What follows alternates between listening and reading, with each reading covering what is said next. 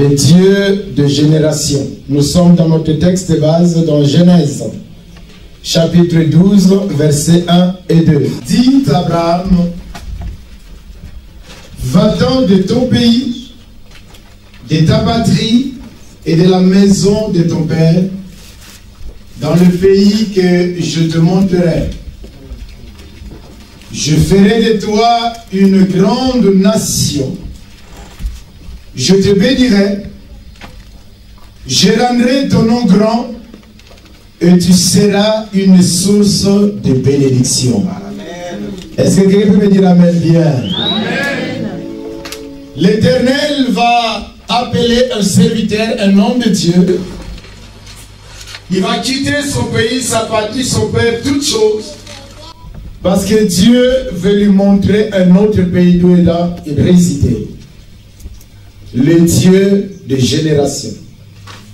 Alors on ne veut pas avancer sans pourtant définir ou poser les fondements, poser les bases. Définissons d'abord ce que c'est une génération. Il y a beaucoup de définitions qui ont été données par rapport à cela. Mais ce soir nous allons retenir par rapport à notre message. Une génération, c'est l'ensemble de personnes vivant dans le même temps ou à la même époque. C'est l'ensemble de personnes vivant dans le même temps ou dans la même époque, ayant à peu près le même âge. Une génération, ce sont les personnes, ce sont les contemporains qui ont à peu près le même âge. Les gens qui vont vivre ensemble, qui vont vivre dans cette époque, la même époque, qui ont à peu près le même âge. Et ici, il est question d'Abraham. Nous allons dire de temps en temps Abraham. Abraham, c'est la même personne. Abraham veut dire le Père élevé. Et quand Dieu lui a promis les nations, il a dit, tu seras appelé Abraham, qui veut dire Père de multitude. Yes. Alléluia. Dans ce texte que nous venons de lire, Abraham reçoit une quadruple promesse. Abraham reçoit une quadruple promesse. Qu'est-ce que je veux dire par là? Il reçoit une promesse, mais dans cette promesse-là, il y a 4 parties. Dieu lui donne une promesse. Tout ce que Dieu lui dit est dans le futur, ça va se faire. Il sera grand, il sera béni, il y aura une grande nation, mais il sera une source de bénédiction. C'est comme une fois j'ai regardé la publicité, une pub qui passait. Je crois que c'était un produit pour le nettoyage, pour le ménage. Ils ont dit 3 en 1. Les mêmes produits, ça nettoie. Les mêmes produits fait briller. Et les mêmes produits fait aussi, ça parfume aussi. Donc Dieu donne à Abraham une promesse, mais en 4. Premièrement, il dit, je ferai de toi une grande nation. Deuxièmement, il dit, je te bénirai. Et la bénédiction dont il est question ici, la bénédiction matérielle et spirituelle. Abraham devait vivre toutes ces choses-là. Il continue à lui dire, je vais honorer ton nom. Autrement dit, ton nom sera honoré en disant, je rendrai ton nom grand. Et ce soir, le nom de quelqu'un va être rendu grand ce soir au nom de Jésus-Christ. Et il va continuer à lui dire, tu seras une source de bénédiction. Et c'est là où j'ai pris comme notre sous-thème de ce soir. Tu es une source de bénédiction. Amen. Autrement dit, tu seras un moyen de bénédiction pour les autres. Dieu parle à Abraham, Dieu explique les choses à Abraham, mais il lui dit dans cette partie, ou la dernière partie de la promesse, Abraham, ce que je veux faire avec toi, je veux faire avec tes enfants, je vais faire avec tes petits-enfants, avec même les païens qui sont dans le monde entier. Parce que toi, tu es une source de bénédiction. Yes. C'est pourquoi ce soir, les bénédictions que Dieu est venu chercher ne vont pas se limiter à toi simplement. Que le Dieu de gloire nous entende. Parce que si tu es venu chercher le Dieu de génération, il doit manifester sa gloire dans les générations qui sont après toi. Regarde. Alléluia. Yes. Une source, c'est l'origine, c'est le point de départ. Dieu est en train de parler à Abraham, mais Dieu voyait d'autres personnes derrière Abraham. Dieu parle à Abraham, il parle aussi à toi. Il me parle aussi. Étant de la première génération. Alors ce soir, je voulais dire à quelqu'un, toi aussi tu peux être de la première génération dans un domaine quelconque. Alléluia. Je peux te donner beaucoup de domaines. Si tu es la première personne à accepter Jésus dans votre famille, donc dans ce côté-là, tu peux dire, je suis de la première génération. Si tu es la première personne à se marier légalement dans la famille, tu peux dire dans le domaine de mariage, je suis de la première génération. Donc il faut que tu aies à comprendre que quand tu as fait quelque chose dans la famille en premier, nous sommes de la première génération. Mais il y a un danger pour ceux de la première génération. Il y a un problème. Pourquoi? Parce que lorsque Dieu nous parle, étant de la première génération, nous pouvons nous perdre facilement. Demandez-moi pourquoi. Parce que il y a certaines choses que Dieu te dit, toi qui es de la première génération, dans le présent, ces choses n'ont pas de sens. Tu peux te perdre facilement parce que les messages, les promesses, les déclarations que Dieu t'a dit de faire, dans le présent, dans l'état actuel, ça n'a aucun sens. Mais dans le futur, ça a du sens. Amen. Je te ferai une grande nation. Abraham n'a pas d'enfant. Il a 75 ans. Je te bénirai. Mais quand je suis à 15 ans, bientôt je vais mourir. Je te rendrai ton nom grand. Mais le nom devait devenir grand lorsque j'aurai une multitude des enfants. Mais à la longue, cette promesse a eu le pouvoir. À 99 ans, Dieu est venu réitérer la promesse à Abraham. Dans Genèse 17, il dit, je te rendrai fécond à l'extrême. Mais le monsieur a 99 ans. J'ai dit, il y a un problème. Je comprends maintenant dans le chapitre 18, dans le chapitre 17, dans le chapitre 18, la Bible dit, lorsque les trois personnes sont venues dans la maison d'Abraham, et quand ils sont arrivés, ils ont déclaré des choses. La Bible dit qu'Abraham était dehors, la femme était à la maison. J'ai compris, à la maison, les choses ne marchaient plus. Les choses ne marchaient plus à la maison. Parce que Sarah a beau demander la femme, il a demandé. Le monsieur ne pouvait pas lui donner l'enfant. Et les gens qui arrivent à annoncer encore que ta femme, Abraham, comme on a mangé, ta femme sera enceinte l'année prochaine. La Bible dit que Sarah a rigolé. Sarah, elle a ri. Le rire a beaucoup de signification. Il y a des femmes, des fois, il est en colère, mais elle rit. Ne pense pas que c'est un bon sourire là. C'est la colère, il ne veut rien dire. Bon. Et c'est très dangereux. Sarah, elle rit, dit, mais monsieur, s'il vous plaît, avec tout le respect que je vous dois, si vous avez aimé la nourriture, restez tranquille, ne me donnez pas de fausses promesses. Le monsieur que votre ami là, Abraham là, je l'ai même fait des gingembre, mais ça ne marche plus. Et vous me promettez l'enfant? Demandez lui-même Abraham. Mais c'est pourquoi Sarah a ri. Mais j'aime l'Éternel. Parce que ce qu'il dit, il le réalise. C'est que sa bouche déclare, sa main l'accomplit. Il accomplit le temps de ta vie au nom de Jésus. Le Dieu des générations. À 90 ans, Dieu promet à un monsieur un enfant. Et des enfants, des petits enfants. C'est seul Dieu qui peut faire ça. Alléluia.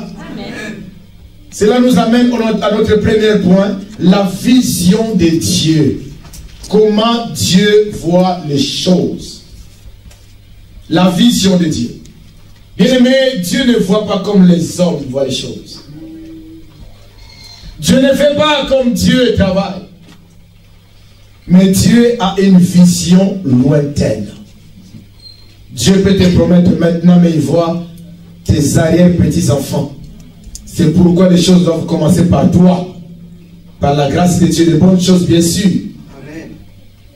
Lorsqu'il parlait à Abraham, l'Éternel voyait Isaac, il voyait Jacob, il voyait les 12 tribus d'Israël, il voyait tout le peuple d'Israël, pas simplement eux, il voyait aussi les enfants de Méac.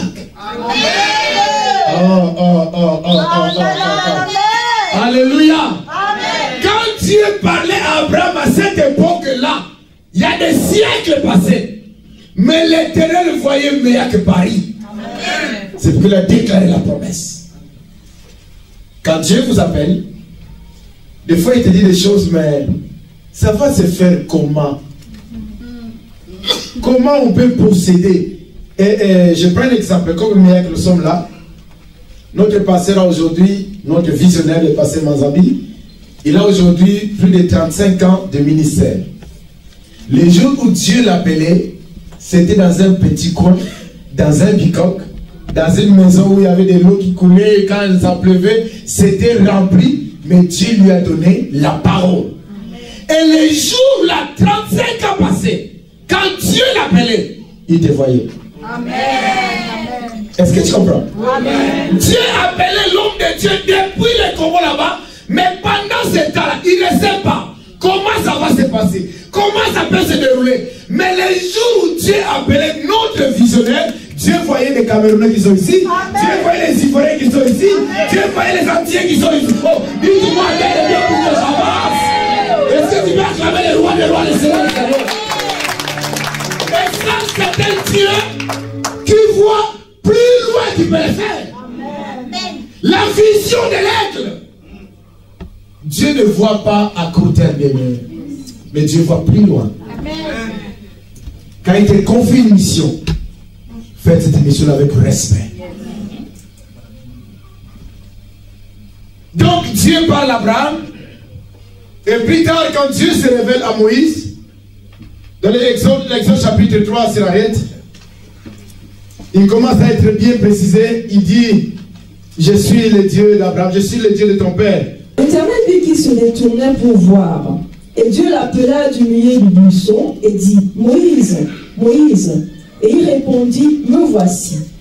Dieu dit, n'approche pas d'ici, ôte tes souliers de tes pieds, car le lieu sur lequel tu te tiens est une terre sainte. Et il ajouta, je suis le Dieu de ton père, le Dieu d'Abraham, oui. Le Dieu d'Isaac, oui. Et le Dieu de Jacob. Ah, je suis le Dieu de ton père. Le premier père, le Dieu d'Abraham, première génération. Je suis le Dieu de ton père Isaac. Je suis le Dieu de ton père Jacob. Et aujourd'hui, je suis devenu ton Dieu. Amen. Est-ce que quelqu'un a un Dieu ce soir dans cette salle? J'étais le Dieu d'éternel. Des générations futures, des générations passées, précédentes. Mais aujourd'hui, je suis devenu le Dieu de Moïse. Amen. Et c'était lorsqu'il lui confiait la mission de délivrer le peuple. Bien-aimé, c'est pourquoi, quand le diable t'attaque, il ne cible pas que toi. Quand le diable te combat, il n'y a pas que toi qui es visé. Mais quand le diable te combat, toi tu es visé. Tes enfants sont visés. Ils visent aussi tes petits-enfants, même des arrière-petits-enfants. Si le diable arrive à t'attaquer aujourd'hui en commettant tout et n'importe quoi de bêtises, sache que, bien aimé, ces choses-là, tes enfants et tes enfants, des enfants, ils vont payer parce que maman ou papa a fait ça. Ça, c'est premièrement. Deuxièmement, si tu arrives à remporter des victoires aujourd'hui, ces victoires-là vont descendre jusqu'à 1000 générations.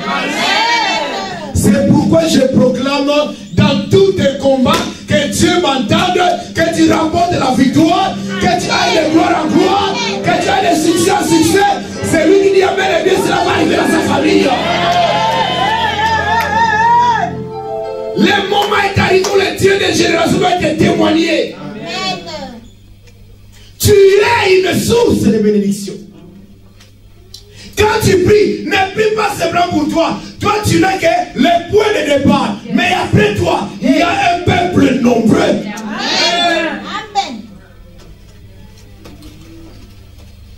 Que le Seigneur nous fasse grâce. Amen. Ceux qui nous ont fait pleurer hier, demain nous n'allons pas pleurer. Amen. Ceux qui a dérangé la famille dans le passé, dans les générations de nos parents, de nos grands-parents, en arrivant chez toi, ça doit s'arrêter au nom de Jésus-Christ. Les échecs que vous avez eu dans la famille, en arrivant chez toi, les échecs vont se changer en gloire, en délivrance, en victoire pour la gloire de Yahushua. Tu es une source de bénédiction. Cette déclaration a eu son accomplissement en Jésus-Christ. La déclaration que Dieu va donner à Abraham, tu es une source de bénédiction, a eu son accomplissement en Jésus-Christ. Galates chapitre 3, verset 6 à 9. On lira aussi 13 et 14. Comme Abraham crut à Dieu, et que cela lui fut imputé à justice, reconnaissez donc que ce sont ceux qui ont la foi qui sont fils d'Abraham. Aussi l'Écriture prévoyant que Dieu justifiera les païens par la foi, a d'avance annoncé cette bonne nouvelle à Abraham: toutes les nations seront bénies en toi. Alléluia. De sorte que ceux qui croient sont bénis avec Abraham le croyant. Verset 13 et 14. Christ nous a rachetés de la malédiction de la loi, étant devenu malédiction pour nous. Car il est écrit: maudit est quiconque est pendu au bois. Afin que la bénédiction d'Abraham eût pour les païens son accomplissement en Jésus-Christ. Afin que la bénédiction d'Abraham eût pour les païens son accomplissement en Jésus-Christ. Et que nous reçussions par la foi l'Esprit qui avait été pour nous. Amen. Comme Abraham crut à Dieu, et que cela fut imputé à justice, reconnaissez donc que ce sont ceux qui ont la foi qui sont fils d'Abraham.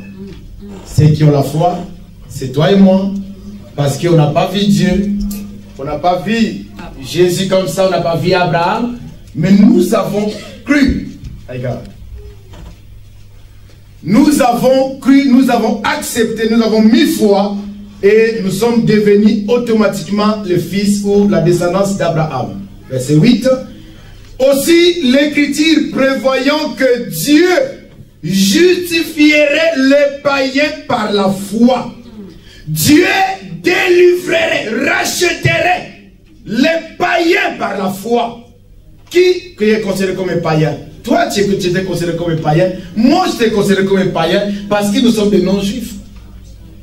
Alléluia. Mais Dieu, quand il appelait Abraham, il lui a dit: tu seras une source de bénédiction. Les nations seront bénies en toi.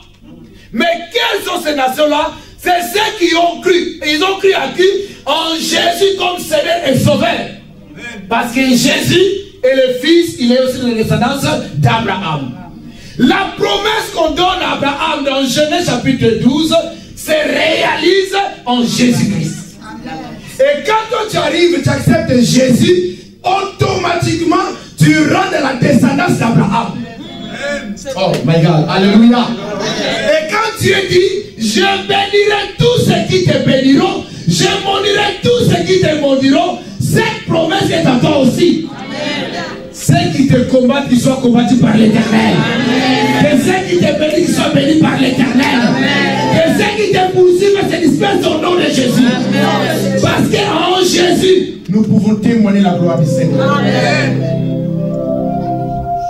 Il a dit au verset 13: Christ nous a rachetés de la malédiction de la loi. Parce qu'il est écrit: afin que la bénédiction d'Abraham, verset 14, ait pour les païens son accomplissement en Jésus-Christ, et que nous recevions par la foi l'Esprit qui avait été promis. Aujourd'hui, tu as l'Esprit qu'on appelle l'Esprit d'adoption. par lesquelles nous pouvons appeler Dieu notre Papa. C'est une grâce. Donc, ces promesses-là sont devenues aussi les siennes. Et, excusez-nous pour les sons. Et tu dois témoigner le merveille de Dieu pour la grâce que Dieu nous a faite. La victoire est là. Ne vous inquiétez pas. Dieu est Dieu. Amen. Amen. Gloire à Dieu. Donc désormais, les païens aussi ont l'accès. Les païens aussi, ils ont grâce. Ils vont bénéficier de cette promesse qu'on a donnée à Abraham. Deuxième grand point, nous allons parler de la particularité de la première génération. Des choses qui sont liées à ceux de la première génération. Donc, petit 1 ici.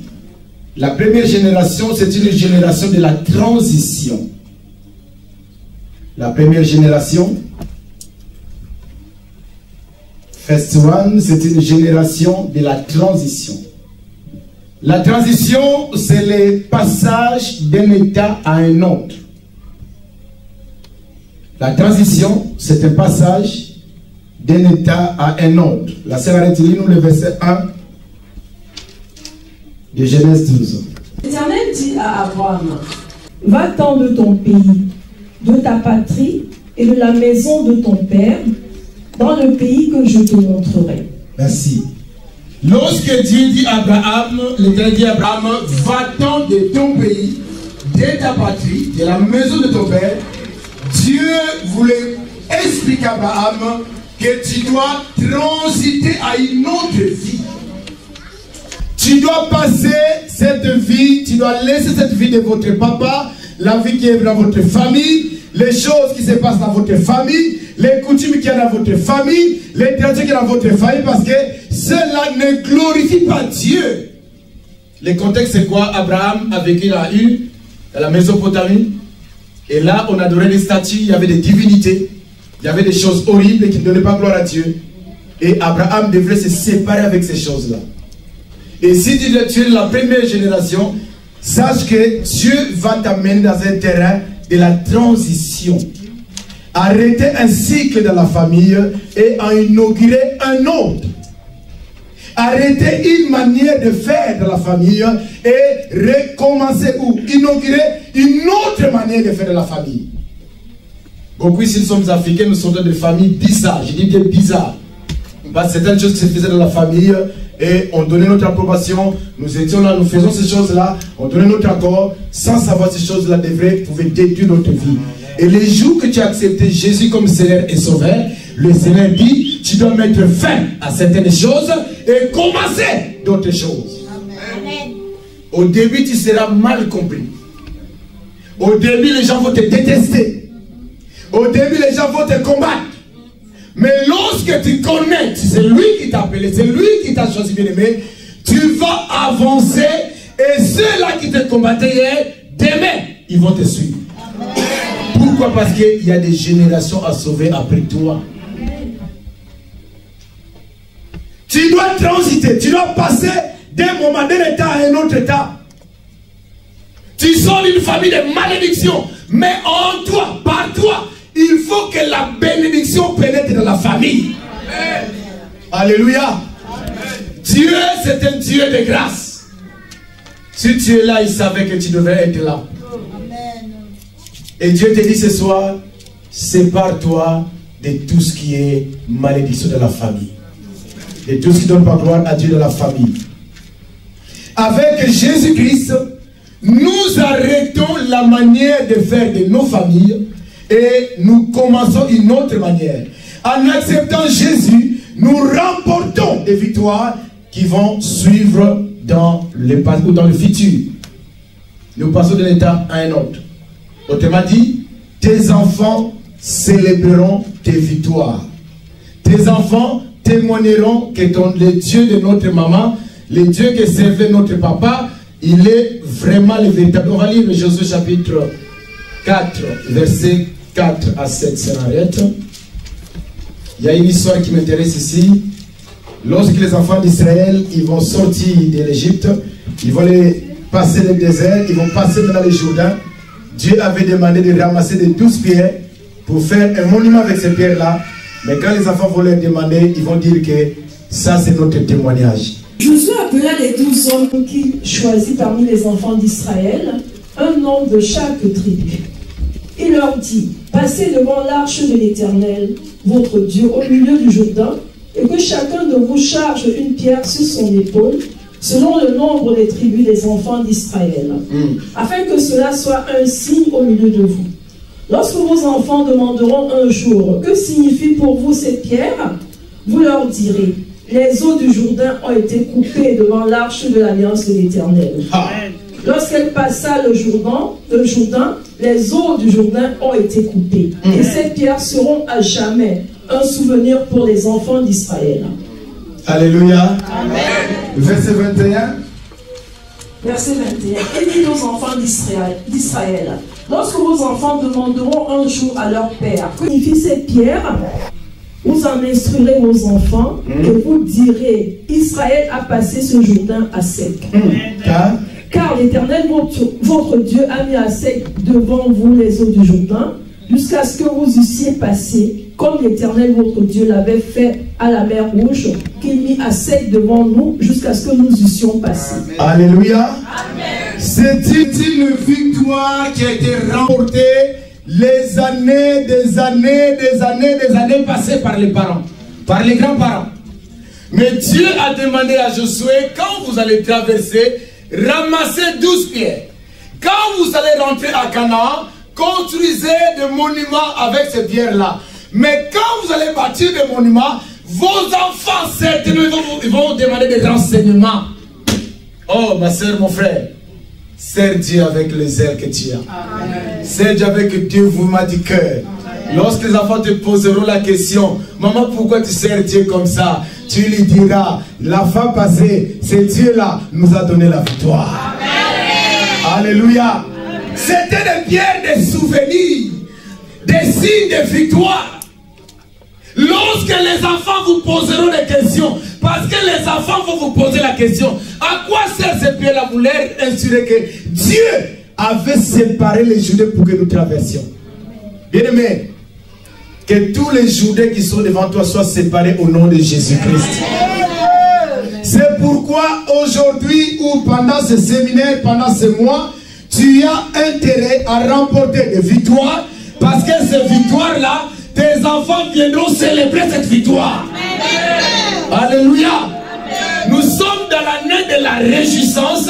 Il faut que tu aies en toi ce qu'on appelle des pierres de témoignage, des pierres de souvenirs.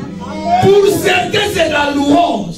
Pour d'autres, c'est leur engagement dans le Seigneur. Pour certains, de la manière ils donnent à Dieu, ce sont des pierres de souvenirs. Il faut instruire les générations futures, les générations qui vont suivre. Mais comment? Par les témoignages. Par les oracles. Parce que Dieu agit encore. Le même Dieu d'Abraham, il est devenu le Dieu d'Isaac. Le Dieu d'Isaac est devenu le Dieu de Jacob. Et le Dieu de Jacob est devenu ton Dieu. Il est devenu aussi mon Dieu. Les pierres de témoignage. C'est pourquoi vous voyez certaines personnes, la manière où ils louent Dieu, la manière où ils adorent, la manière où ils servent le Seigneur. Bien de faire attention. À chacun, nous avons une histoire. Amen. Chacun a une histoire avec son Dieu. Amen. Mais il faut savoir que la victoire que tu dois remporter, il faut que les enfants témoignent cette victoire, qui remercient le Seigneur, parce que notre maman a combattu et nous avons eu de la victoire. Amen. Deuxième chose dans la réalité ou dans les particularités de la première génération. La première génération, deuxièmement, c'est une génération qui n'a pas de repères, qui n'a pas de référence. Un repère ou un référent, c'est quelqu'un qui peut te renseigner dans un domaine quelconque, qui peut t'orienter. Quelqu'un qui est plus expérimenté que toi dans un domaine, mais ceux de la première génération, ils n'ont pas de repères. Ils ne comptent que sur leur foi. Ils n'ont rien d'autre. Il n'y a personne qui a fait ce que je vais faire maintenant. Je n'ai personne devant moi qui l'a fait avant moi. Pour que je lui dise que oriente-moi. Même il y a certaines personnes, pour le mariage, on doit t'orienter, on doit t'expliquer les choses. Mais la première génération, il n'a rien d'autre que son Dieu. Il va se lancer dans une aventure. Si ça marche, c'est ok. Si ça ne marche pas, je m'en fous. Mais comme Dieu m'a dit, j'y vais. Je m'engage. C'est le cas d'Abraham. Quitte ton pays. Quitte ta patrie. Quitte la maison de ton père. Tu iras dans un pays que je te montrerai. Non, moi ça, je ne parle pas. Montre-moi d'abord le pays. Après, je m'organise par rapport au pays. Parce qu'ici, on est en France, les gens ici s'organisent. Il faut savoir planifier. Dieu dit, quitte d'abord. Après avoir quitté, je te montrerai où tu vas aller. Bien aimé, si tu n'as pas la foi, tu ne quittes pas la famille. Ah non? Montre-moi d'abord, tu iras aux États-Unis. Je vais sur Google avec l'internet aujourd'hui. Je me renseigne, les États-Unis, c'est quelle ville? New York. Je regarde New York. Bon, d'accord, c'est pas mal. Je peux chercher là-bas parce qu'il y a du boulot. C'est ça que les jeunes d'aujourd'hui font. Comment je peux quitter? Tu ne me montres rien, mais je dois quitter un pays que je ne connais pas. Comment ça se passe là-bas? Tu dois partir. Bien aimé, quand tu as la foi, Dieu va faire des grandes choses avec toi. Oh, dites-moi, mais bien pour que j'avance. Tout ce que Dieu attend de la première génération, c'est la confiance en soi. C'est la certitude. Même si je dors dehors, demain, mon Dieu fera quelque chose. Même si aujourd'hui, ça ne va pas marcher. Mais comme je prie à un véritable Dieu, il va faire des miracles. Ça fait pas longtemps, le Seigneur m'a parlé clair et net. Je l'ai entendu comme je peux entendre le pasteur Jean-Manuel me parler. Il m'a dit, Israël, si tu fais ce que tu as toujours fait, tu auras les résultats de ce que tu as toujours eu. Les jours où tu feras ce que tu n'as jamais fait, tu auras les résultats que tu n'as jamais eu. J'étais en prière. Quand je l'ai entendu, j'ai dit, bon, oui, qu'est-ce que tu veux que je fasse? Il dit, mais c'est ça. Si tu fais ce que tu as l'habitude de faire, il faut s'attendre aux résultats que tu as eu toujours, que tu as toujours. C'est normal. Mais les jours que tu feras ce que tu n'as jamais fait, il faut s'attendre aux résultats plus grands que tu n'as jamais eu. Abraham, comme le fast-food dit, il est devenu dingue. Il dit, mais attends, Dieu, mais comment? Tu dois quitter, comment je pars où? Mais Abraham devait sortir. Ce n'est pas fini. Il va se débrouiller parce que Dieu l'a promis des nations. Et il va prendre Agar. Ils ont l'enfant. Dieu dit non, ce n'est pas Ismaël. Tu auras l'enfant avec Sarah. Il va voir l'enfant avec Sarah. Isaac est né. À 10 ans, je ne sais pas moi, 11 ans, Dieu dit, donne-moi ton fils. Il dit, mais attends. Attends. Mais Dieu, tu es comment? Dieu, tu es comment? Comment tu me dis, je serai une grande nation? Pour être une grande nation, il faut que j'ai des enfants. Je viens chasser Ismaël. Et tu me précises, donne-moi ton fils, ton unique, celui que tu aimes bien, Isaac. Tout est nyangami, tout est compliqué. Mais avec Dieu, rien n'est nyangami. Il sait là où il t'amène. Il sait là où il veut t'amener. Parce qu'il te prépare pour de grandes choses. Derrière toi, il y a des enfants de tes enfants, les petits-enfants, ils viendront célébrer la vie de leur maman qui est ici présente dans cette salle. Est-ce que tu peux acclamer les rois, les seigneurs, les seigneurs? Les choses seront compliquées, mais pas du tout. Ça marchera, ça ira. C'est pour nous l'appelons le Père de la foi. Ah ouais, il a fait des choses, c'est la lettre. Hébreux chapitre 11. Hébreux chapitre 11, verset 17 à 19.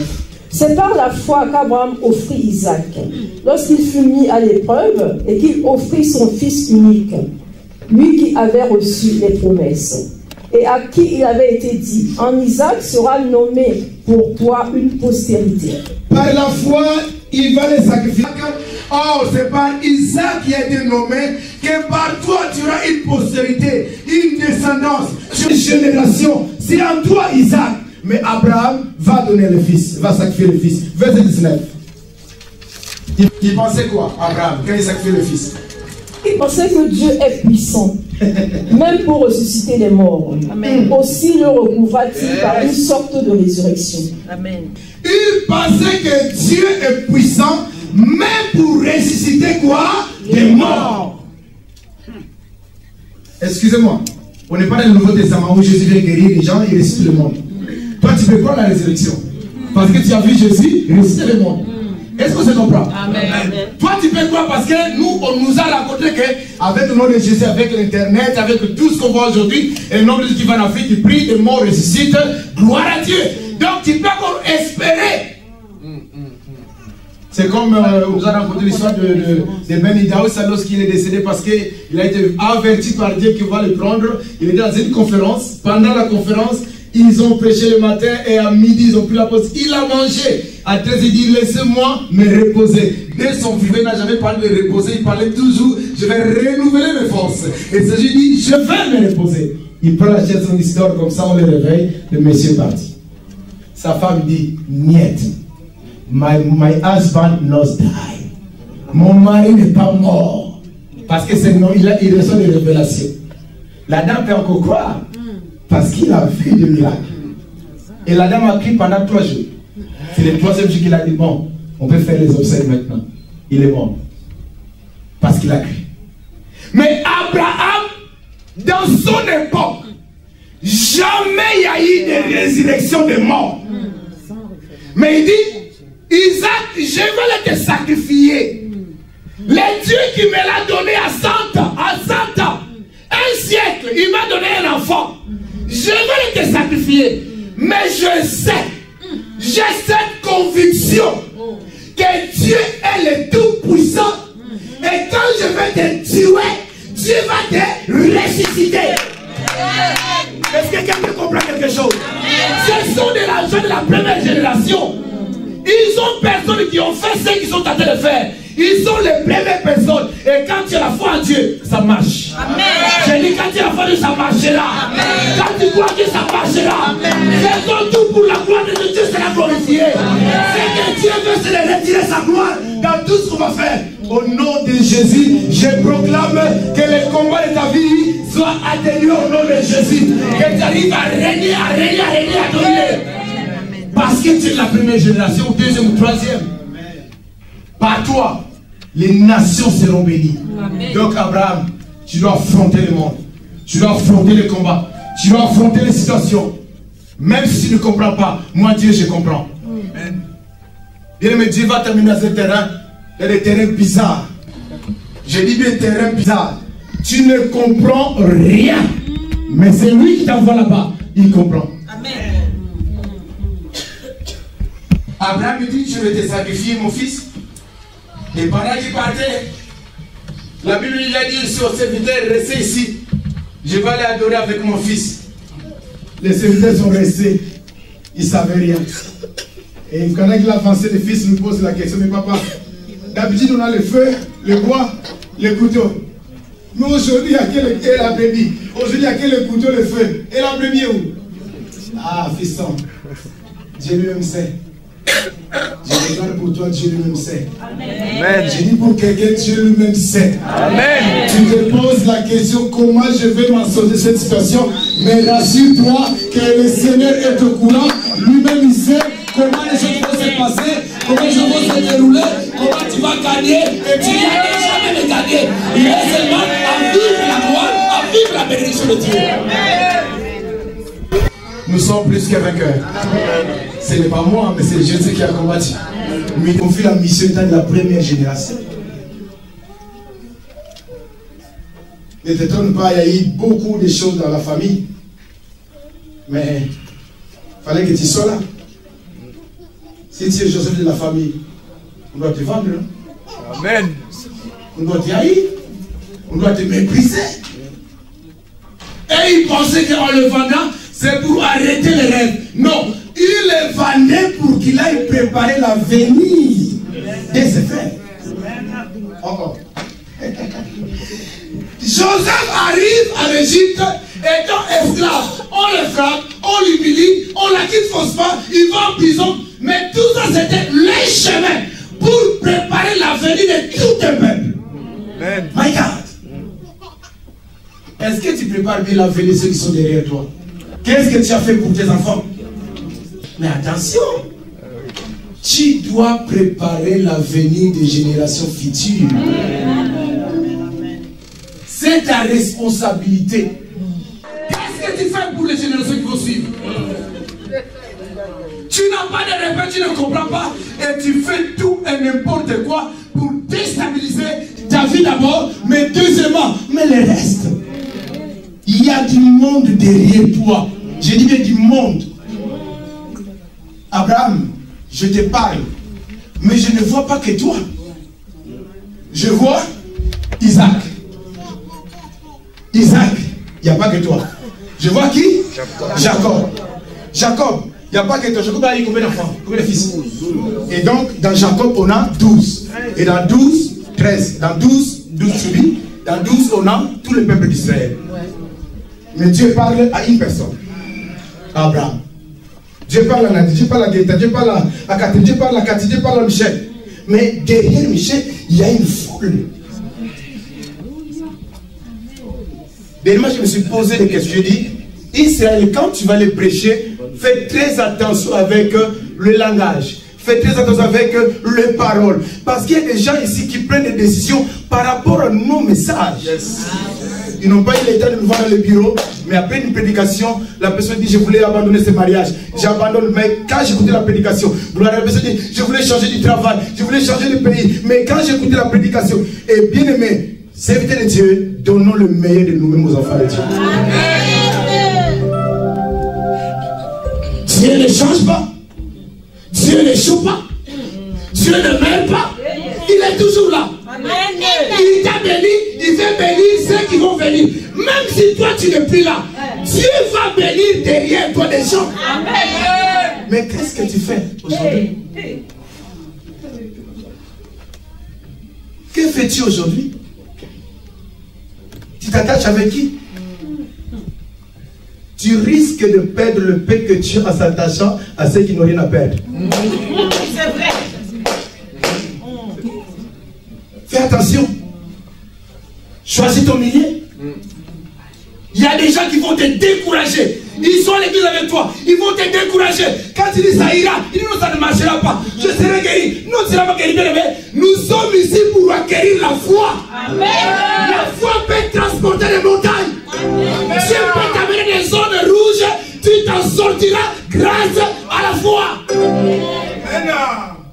Abraham dit, Dieu, je vais te donner l'enfant. Mais la manière que tu me l'as donné, c'était compliqué déjà. Mais je sais, comme tu es tout puissant, j'ai dit Isaac, Isaac sera ressuscité. C'est la lettre. Revenons, Genèse 22.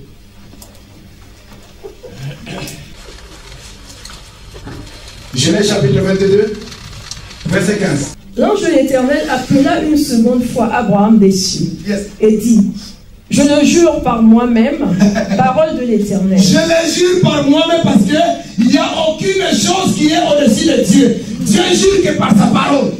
Ah, my God.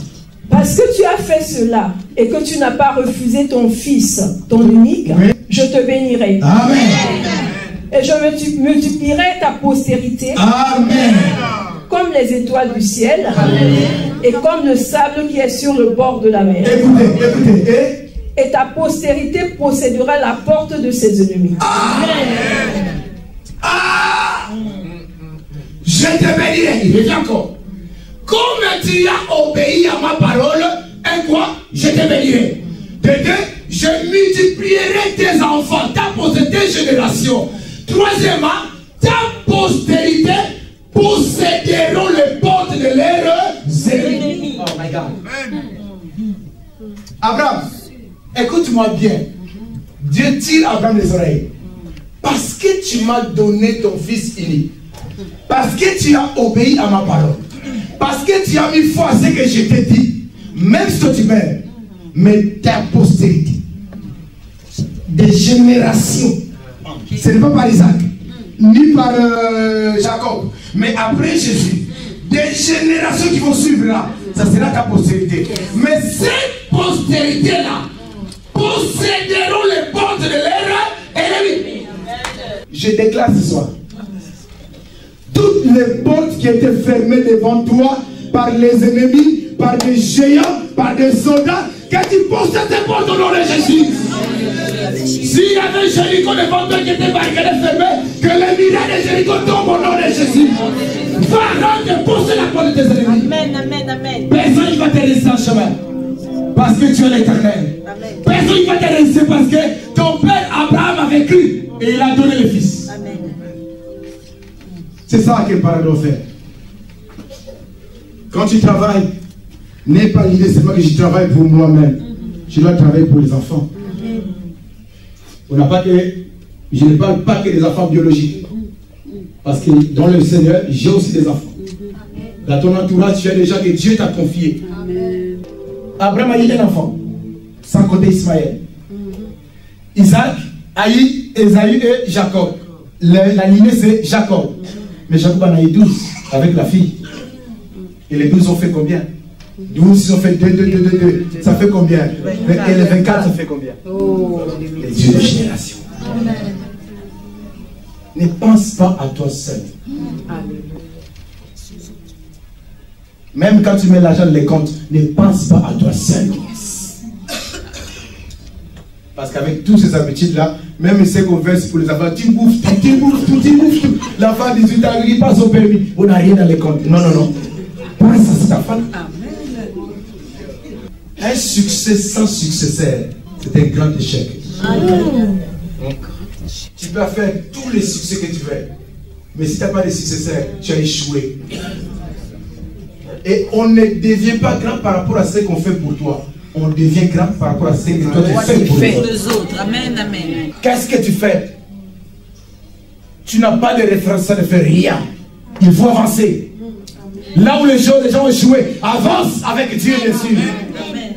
Là, ça n'a pas marché. Si je te dis, vas-y, attaque, bien aimé. Le Seigneur est en contrôle. Dans la vie, on n'échoue pas. Soit on réussit, soit on apprend. Si tu échoues, banalise cet échec-là, tu avances.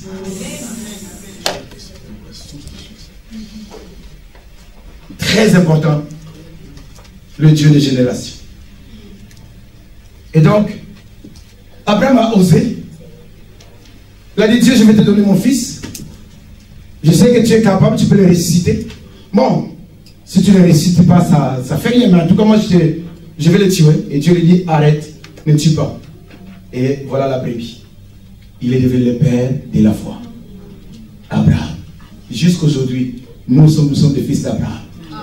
Jésus arrive, il trouve une dame courbée pendant longtemps, 13 ans dans l'église. Elle était courbée.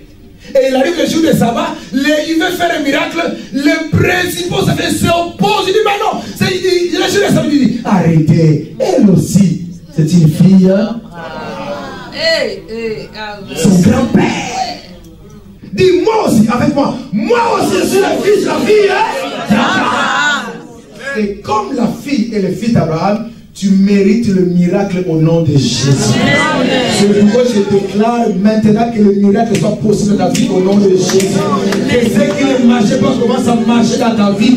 Que tu vois la gloire de Dieu, que tu témoignes les merveilles de Dieu. Peu qui ne marchait pas commence à marcher. Peu qui marchait commence à courir. Peu qui courait commence à voler par la gloire de Dieu. Allons finir. Troisième point. Les particularités des premières générations. La première génération, c'est une génération qui pose les fondements.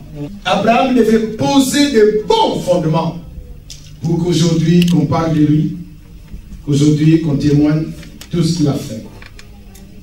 Et nous avons vu aussi Paul qui dit, j'ai posé les fondements. 1 Corinthiens chapitre 3, versets 10 et 11. Après, on va préparer Galates chapitre 4, verset 9. Corinthiens 3, versets 10 et 11. Oui. Selon la grâce de Dieu qui m'a été donnée, Oui. j'ai posé le fondement comme un sage architecte, Yes. et un autre bâtit dessus. Ah. Mais que chacun prenne garde à la manière dont il bâtit dessus. Verset 11. Car personne ne peut poser un autre fondement que celui qui a été posé, savoir Jésus-Christ. Alors, concernant l'évangile de Jésus-Christ, l'apôtre Paul fait partie aussi de la première génération. Et une première génération, ce sont les personnes qui posent le fondement. Alors, le vrai fondement, je dis bien le vrai, une bonne fondation. Il dit, selon la grâce de Dieu qui m'a été donnée, j'ai posé le fondement comme un sage architecte. Et un autre vient bâtir pour construire la maison, pour construire un immeuble. Mais que chacun prenne attention, prenne garde de la manière dont tu bâtis dessus. Verset 11. Personne, car personne ne peut poser un autre fondement que celui que j'ai posé, qui a été posé, à savoir Jésus-Christ. Savoir Jésus-Christ. Au verset 4, chapitre 4 des Galates, verset 9, il dit quoi? Excusez-moi, j'ai dit 9. Verset 19. Mes enfants pour qui j'éprouve de nouveau les douleurs de l'enfant. Mes enfants pour qui j'éprouve de nouveau les douleurs de l'enfantement. Jusqu'à ce que Christ soit formé en vous. Ah. Alléluia. Amen. Au premier texte, il dit, j'ai posé le fondement comme un sage architecte. Deuxième texte, il dit, mes enfants dans la foi. Quand je vous vois, j'ai comme les douleurs d'une femme qui veut enfanter. La femme qui accouche. Les douleurs d'enfantement. Mais tout ce que je souhaite, que Christ soit formé en vous. Christ soit tissé en vous, soit formé. Qu'il ait la forme en vous. Parce que si aujourd'hui je ne suis plus là, je pense que beaucoup d'entre vous vont retourner dans le monde. Pourquoi? Parce que Christ n'est pas encore formé en vous. Or, avant que je parte, je vais d'abord laisser un bon fondement. Amen. Même si demain je ne suis plus là, je peux partir en paix, mourir à l'aise. Parce que Paul, rien ne lui empêchait de mourir. Parce qu'il dit, même la mort m'était gagne. Mais avant que je parte, je vais d'abord laisser un bon fondement dans vos cœurs. À savoir qui? Jésus-Christ. Regarde. Il fabuleux passage. C'est un très beau passage. Avant que je vous quitte, je vais laisser un fondement, la fondation. Or, le principe de la fondation, c'est quoi? La fondation, tu peux prendre beaucoup de temps et dépenser beaucoup d'argent. Mais la fondation ne se voit pas.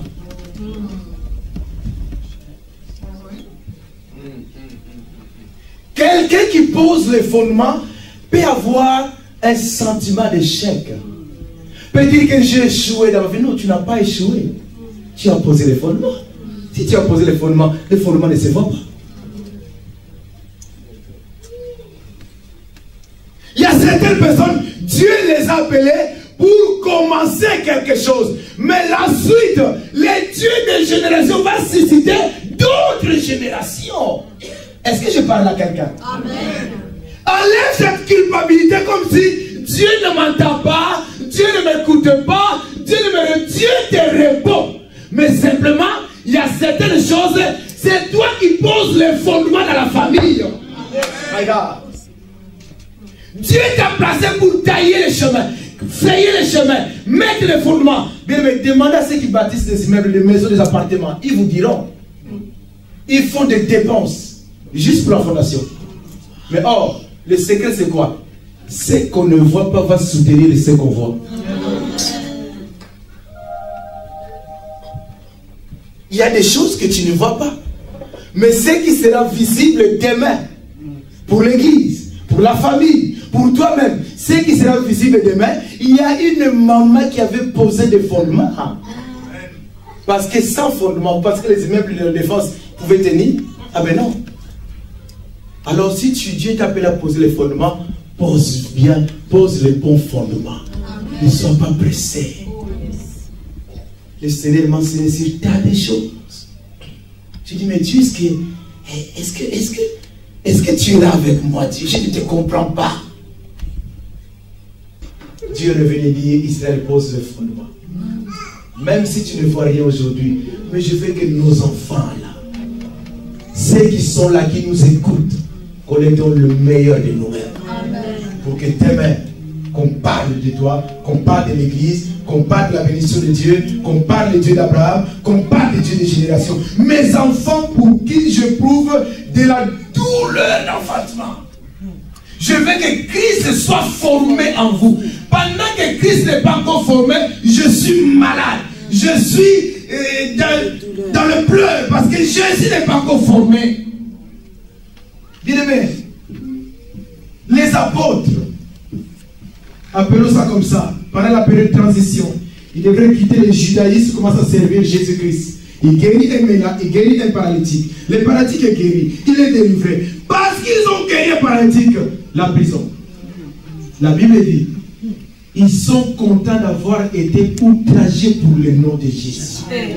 Ils sont dans la joie. On les frappe, ils sont dans la prison. Je suis dans Acte chapitre 5, verset 41. Ils sont dans la joie. Parce qu'on les a frappés à cause de Jésus. C'est dans Acte chapitre 5, vous lirez tout, mais c'est le verset 41. Qui dit, joyeux d'avoir été outragés pour le nom de Jésus-Christ. Pourquoi jusqu'à ce point-là? Parce que même les apôtres sont de la première génération. Ils sont de la première génération. Ils devaient commencer l'évangile. Mais s'ils avaient lâché un jour, je n'allais pas être là. Est-ce que vous comprenez? Amen. Ils étaient prêts à être sciés, coupés, crucifiés. Pierre était crucifié sur la croix X, tête en bas, le pied en l'air. Il a dit, si c'est comme ça, tuez-moi. Mais que Jésus ne soit pas trahi. Pourquoi? Parce qu'à ce jour-là, quand tu es Pierre, Dieu te voyait. On nous dit comment les apôtres sont morts, les marques et tout ça. On va mettre le cheval là-bas, on tire le cheval, la personne est déchirée. Mais on te pose la question, si tu veux abandonner, on va détacher, on va enlever le fil, les câbles. Mais si tu veux suivre Jésus, tu vas mourir, tuez-moi. Première génération. Et tu as l'impression qu'ils n'ont pas réussi. Tu as le ressenti que ces gens-là qui ont suivi Jésus, et regarde comment ils sont morts. N'est-ce pas, Jésus, c'est un homme de power, c'est un homme de miracle. Même les jours qu'on vient arrêter Jésus, Judas savait qu'il va faire les gens avec les gens. Donnez-moi l'argent, je vais vous présenter Christ. Parce qu'il savait, devant Jésus, ils vont tomber. Judas savait. Il prend l'argent, il dit, la personne que je vais faire la bise, c'est lui qui vous allez arrêter. C'est elle qui vous allez arrêter. Il va vers Jésus, oh, Jesus, I love you, I love you, I love you. Je t'aime, Jésus. Jésus lui dit, mon ami, c'est avec un signe d'amour que tu m'as trahi. Trahis-moi, mais pas avec un signe d'amour. Et mon ami, d'accord, mais ce que tu as fait, fais-le. Judas dit, bon, comme il sait, il va se défendre. Les gars, ils arrivent. C'est les gens de Gethsemane. Jésus leur pose la question, qui cherchez-vous? L'État de dire, Jésus de Nazareth, ils sont par terre. Judas dit, ça y est! C'est ça que je disais, ils n'auront pas Jésus. Moi, je vais bouffer mon argent, ils n'auront pas Jésus. Mais Jésus dit, si je ne meurs pas, qui va sauver l'humanité? Je suis le Dieu des générations. Si je me limite là, mais l'évangile n'arrivera pas en France, ni à Roni, ni en Afrique, ni aux États-Unis. Il faut que j'aille jusqu'à la croix, parce que j'ai un peuple à sauver aux États-Unis. Regarde. Le Dieu des générations. Tu m'avais fini. Il y a un verset qui m'a torturé. Je sais pas vous le dire comme ça. Un passage troublant. Quand je me suis converti, c'est un verset que je me suis resté peut-être de 4 ans. 4 ans, quand j'ai tombé sur ce verset, j'ai sauté. J'ai dit non, ce verset-là, je ne le fais pas. Un verset biblique.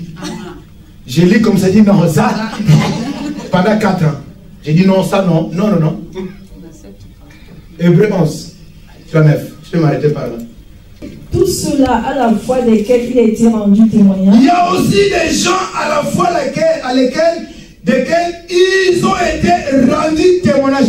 Les gens ont témoigné leur foi. Dieu a témoigné leur foi. Mais n'ont pas obtenu ce qui leur était promis. Non, moi je ne pas ça. Comment c'est la fin? Est-ce que tu comprends? On nous cite les héros de la foi dans les textes. Ça c'est le verset 36. Dans qu'on fait les lire. Comment c'est le verset 36? Ils disent quoi? Ils ont été sciés, tués, frappés, jetés en prison. Persécutés, continue.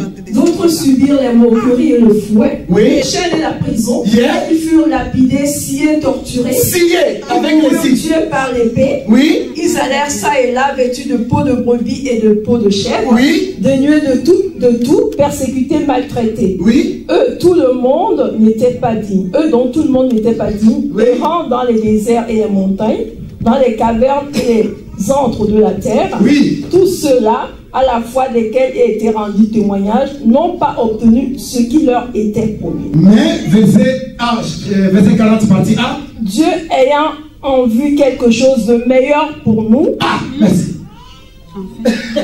Amen. Faut pas laisser. Ces gens-là, Brother Omer, ils n'ont pas obtenu ce qu'ils voulaient. Mais Dieu a dit, ils ont donné le témoignage. Mais pourquoi ils n'ont pas obtenu ce qu'ils voulaient? Parce que Dieu avait quelque chose de meilleur pour nous. Vous avez compris pourquoi je ne voulais pas ce verset avant? Des gens, ils ont espéré en Dieu. Ils ont mis leur foi. Ils ont mis leur attention. Ils ont prié. Mais ils n'ont pas eu ce que Dieu leur avait promis. Mais Dieu raconte leur témoignage parmi les héros de la foi. Il y a un paradoxe là. Il y a l'incohérence totale. Mais quelqu'un qui n'a pas eu ce qu'il voulait, pourquoi tu lui donnes? Tu peux aussi son nom parmi les héros de la foi. Mais la verset continue, verset 40, parce que Dieu avait quelque chose de meilleur pour nous. Pas pour eux, mais pour nous. Pour eux aussi, bien sûr. Alors, jusqu'au jour que je complète la révélation du verset, parce que ça parle d'abord de ces prophètes-là qui ont été tués. Ils ont annoncé Jésus, mais ils n'ont pas vu le salut de Jésus. Et s'il faut parler des apôtres, ils sont morts, frappés, humiliés, mais pour que nous ayons le meilleur, Jésus de Nazareth. C'est un passage que j'appelle le passage relais. Ces gens-là n'ont pas obtenu ce qu'ils voulaient, mais cela ne veut pas dire qu'ils ont perdu. Ils ont remporté la victoire parce qu'ils nous ont cités. Comment ça se passe quand on fait la course? Peut-être de 500 mètres, mais c'est pour 3 personnes. Je cours, vers la fin, je vois que je suis fatigué. Je passe le relais à une autre génération. Maman, c'est le coup. Va passer chez un frère. Cours, va donner chez Gaston. C'est ça avait signifié ce passage. Il y a des choses que tu n'as pas eu, merci que Dieu vous bénisse. Il y a des choses que toi, tu n'as pas eu. Mais tu as combattu. Tu as remporté la victoire. Mais les gens qui vont célébrer, c'est notre génération. C'est pour les faire attention. Ils n'ont pas échoué. Parce que Dieu a témoigné leur foi. Ils ont été sciés, tués, humiliés, persécutés par l'épée. Tout consort. Mais Dieu a dit, c'était des hommes de foi. Parce que Dieu avait quelque chose de meilleur pour nous aujourd'hui. Ils nous ont passé les relais. Ils ont passé les témoins. Ils ont passé le bâton pour dire, moi, je me suis limité là. Cathy, continue la course. Si Cathy gagne, moi aussi j'ai gagné. Amen. Si elle arrive à remporter la victoire, moi je me suis limité là, je suis tombé, mais j'ai réussi à passer ce bâton-là. C'est ça, poser le bon fondement. Enlever l'impression comme si Dieu ne t'entend pas. Dieu t'entend. C'est un Dieu de génération. Amen. Dieu n'est pas injuste pour oublier tout ce que tu fais dans sa maison. Toi qui fais le bien, continue à faire le bien. Tu passeras le bâton à tes enfants, à ceux qui viendront après toi. Je ne veux pas que ceux qui viendront après qu'ils aient un ministère comme moi. Je veux que plus que moi. Le Dieu de génération. On va dire merci à Dieu.